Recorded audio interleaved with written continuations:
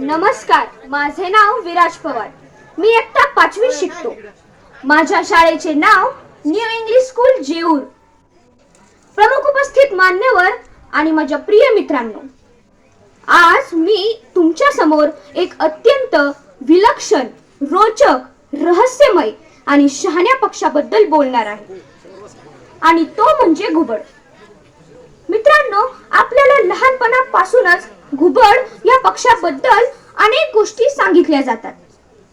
काही जण म्हणतात घुबड हे शहाणे असते, काही म्हणतात ते भयानक असते, तर काही संस्कृतींमध्ये घुबडाला ज्ञानाचे व बुद्धीचे प्रतीक मानले जाते. पण या सर्व गोष्टींपलीकडे जाऊन घुबड हा निसर्गाचा एक विलक्षण चमत्कार आहे. सर्वप्रथम घुबडाची शरीर रचना पाहूया.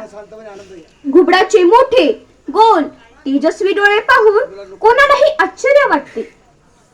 रात्रीचे ते बहुतांश प्राणी काहीही नीट पाहू शकत नाही, तेथे घुबड मात्र अचूकपणे शिकार ओळखू शकते. त्यांची दृष्टी ही रात्रीच्या वेळेस अत्यंत प्रभावी असते. हे त्यांच्या मुख्य वैशिष्ट्यांपैकी एक आहे. घुबडांचा आवाज देखील तितकाच वेगळा असतो. रात्रीच्या शांत वातावरणात त्यांचा हु हु हु हु असा आवाज आपल्याला दुरून सुद्धा ऐकू येतो. या आवाजामुळे अनेक लोक त्यांना अंधश्रद्धांशी जोडतात, पण प्रत्यक्षात तो त्यांच्या संवादाचा केवळ एक नैसर्गिक भाग आहे. घुबड हा रात्री सक्रिय असणारा पक्षी म्हणजेच निशाचर पक्षी आहे. आपल्या भारत देशात आपल्याला घुबडांचे अनेक प्रकार पाहायला मिळतात, जसे की भारतीय घुबड, शुष्क प्रदेशात राहणारे धवड्या घुबड, खोडांमध्ये राहणारे कापशी घुबड, मोठ्या आकाराचे देव घुबड इत्यादी. जगात घुबडांच्या 200हून अधिक प्रजाती आहेत. काही घुबड चिमणी एवढी लहान असतात, तर काहींच्या पंखांची रुंदी ही 1.5 मीटर पर्यंतही जाते. घुबडांचे कान सुद्धा अत्यंत संवेदनशील असतात. ते त्यांच्या शिकारीचा केवळ आवाज ऐकून सुद्धा त्यांचे अचूक स्थान ओळखू शकतात. विशेष म्हणजे त्यांच्या कानांची दिशा ही वेगळी असते, त्यामुळे ध्वनी कोणत्या दिशेने येत आहे याचा अंदाज घुबड हा अतिशय अचूकपणे लावतात. घुबडांचे आणखी एक विलक्षण वैशिष्ट्य म्हणजे ते त्यांची मान जवळपास 270 अंशापर्यंत फिरवू शकतात. आपण आपली मान फक्त 80 ते 90 अंशापर्यंतच फिरवू शकतो, पण घुबड हे इतक्या प्रमाणात मान फिरवू शकते की त्याला आजूबाजूला सर्व काही नीट दिसते. घुबड हे निसर्गात सुद्धा अत्यंत महत्त्वाची भूमिका निभावते. शेतातील उंदीर, साप, किडे, इतर लहान सजीव खाऊन ते शेतीस मदत करते.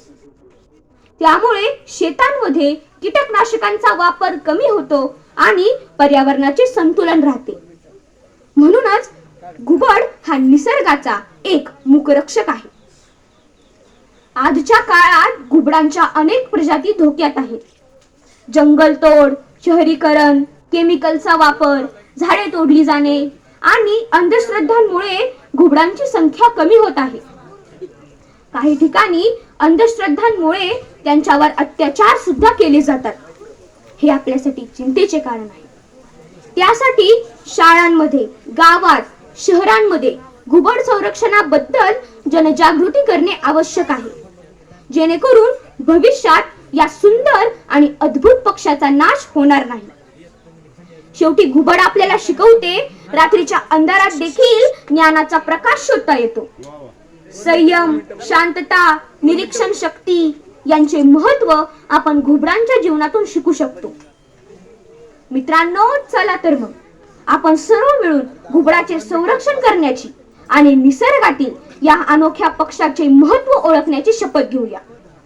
मी मनापासून आभारी आहे की इला फाउंडेशन ही जी संस्था आहे ती घुबड संरक्षणाबद्दल जनजागृती करत आहे आणि निसर्गातील या अनोख्या पक्षाला व मूकरक्षकाला वाचवण्याचे काम करीत आहे. मी या निमित्ताने इला फाउंडेशनचे संचालक डॉक्टर सतीश पांडे व त्यांच्या सर्व सहकाऱ्यांचं मनापासून आभार मानतो की त्यांनी घुबडांचे खरे रूप सर्वांना दाखवून दिले आहे. एवढे बोलून मी माझे भाषण संपवतो. धन्यवाद. वा